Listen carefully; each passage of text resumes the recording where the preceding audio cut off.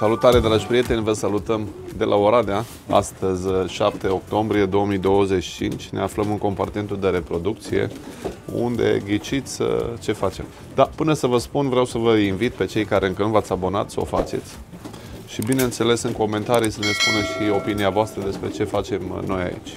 Am rugat și colegii de la birou și pe Claudiu să mă ajute, pentru că suntem în proces de selecție a porumbeilor de reproducție, cei care rămân și cei care îi scoatem afară, pentru că sunt foarte mulți și exact asta facem în acest moment. Deci ce facem aici? Avem pedigreele, vedem din care cuplu câți pui au rămas aici în Germania și cei din care n-au rămas sau în care n-au rămas suficienți vor fi dați afară. Unii îi eliberăm, alții vom scoate la vânzare. Avem aici chiar o femelă foarte frumoasă din Lagerta, reproducătoarea noastră, din care avem la zbor deja foarte mulți nepoți. Păi ce fain ce-a făcut asta? Asta a fost o femelă tardivă, acum năpârlește complet. Și asta este procedura prin care facem o selecție. Mai facem loc la porumbeii care urmează să vină. O să facem eventual un film la momentul potrivit cu aceștia. 20222029.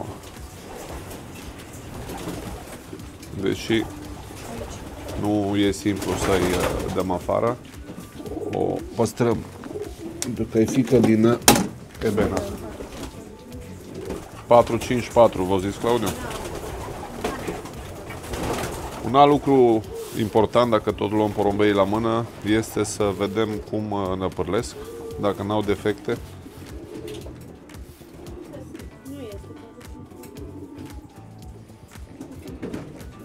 Claudiu, notează-te, rog, seria asta la tine pe telefon. 20444 06 din 2023. Asta cu masculul ăla îi trimite la Florin Gătăjescu.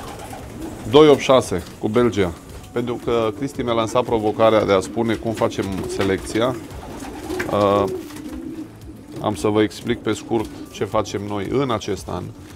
Pentru că am adunat o colecție impresionant de mare de porumbei și pentru că sunt chiar greu de gestionat atât de mulți porumbei.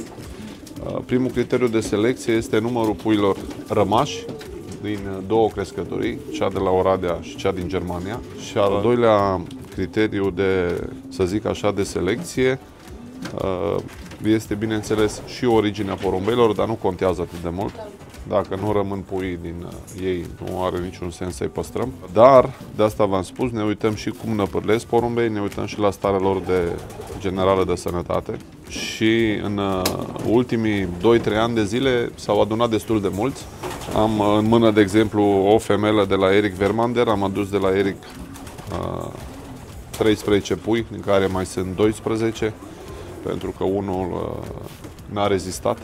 În același timp, unul din aceștia se află la Andrei Bondar, în crescătorie.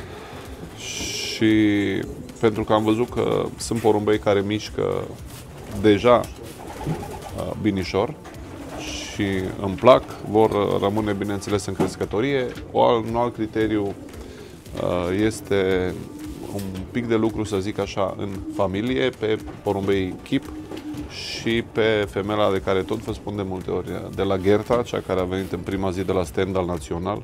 Au fost 2 porumbei sosiți atunci pe tot concursul, ea a fost a doua, iar dimineața a terminat pe locul 5 național. Este mama femele care ne-a luat locul 1 la Dresda și în același timp vreau să văd puii care am reprodus din ea, rămân, nu rămân. Cam astea sunt, să zic așa, criteriile. Plus că avem foarte mulți porumbei cu sânge Stichelbau Franz Labef și având atât de mulți, mai trebuie să eliminăm din ei. Cam asta facem în acest moment și vă sugerez tuturor un lucru de fapt pe care noi ca și columbofili îl cunoaștem și ar trebui să-l stăpânim destul de bine. În fiecare toamnă o parte din porumbei de reproducție trebuie să plece și să fie înlocuiți preferabil cu campioni de la zbor, așa cum am făcut cu femeia Carla, cea care este locul 2 maraton județean 2025, sau cu pui din familie de porumbei care ne zboară bine în propria crescătorie. Aș dori să știu în comentarii părerea voastră și nu doar părerea voastră, cât mi-ar place să aflu cum faceți voi selecția în crescătorie. Poate învățăm unii de la alții și descoperim metode noi de selecție. Cam asta facem în acest moment și mă bucur că am putut să împărtășesc cu voi. Cristi a ajuns tocmai în timp ce făceam această operațiune. Sper că v-a plăcut și țineți aproape pentru că prezentăm mereu materiale interesante și urmează câteva interviuri de excepție.